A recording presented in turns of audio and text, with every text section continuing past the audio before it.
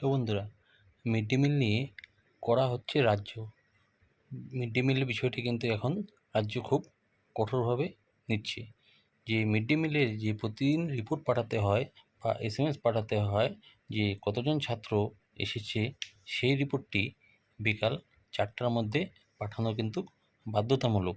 এই 4টার মধ্যে যদি কোনো স্কুল রিপোর্ট না পাঠাতে পারে বা না পাঠায়, তাহলে কিন্তু সেই দিনের যে খরচের টাকাটা সেটা কিন্তু পাবে না।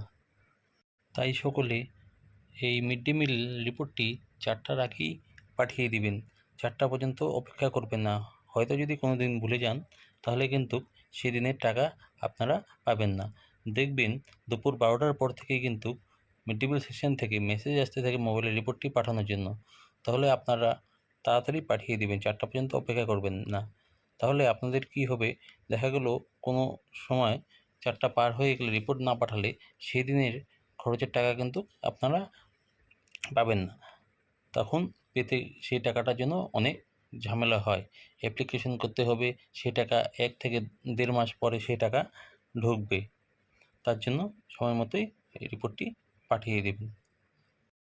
মিড ডে মিল রিলেটেড যত খাতাপত্র আছে সেগুলোও কিন্তু আপ টু ডেট করে রাখবেন। যখনই মিড ডে মিলে ভিজিটে যায়, তখন কিন্তু এই সমস্ত খাতাপত্রগুলো দেখতে চায়। ধন্যবাদ।